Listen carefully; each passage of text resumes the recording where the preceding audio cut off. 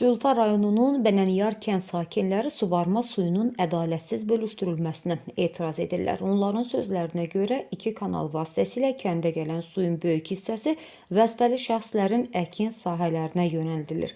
Qalan su isə kənd sakinlərinin əkin sahələrinə çatmır. Kənd sakinləri məsul qurumlardan problemin araşdırılmasını və suyun ədalətli şəkildə bölüşdürülməsini tələb edirlər. Onlar bildirirlər ki, bu vəziyyət davam edərsə, kənddə kənd təsərrüfatı tamamilə məhv ola bilər.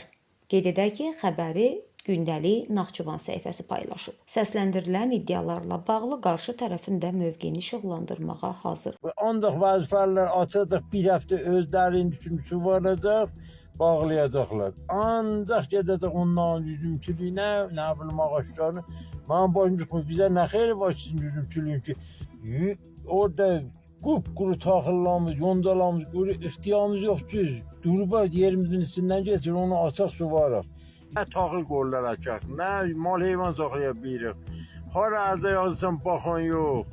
Bax, bundan ki, bax, imkan vermirlər ki, biz də dolanıq. Bu suyla bizi həsət ediblər suya.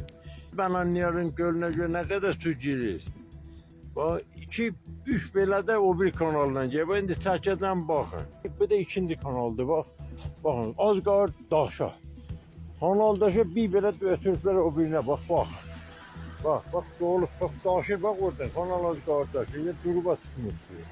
Gözünüz, amma nə xeyri var ki, olmamağı bundan yaxşıdır, olmamağı. Bir şey ki, kasıba bunun xeyri yoxdur.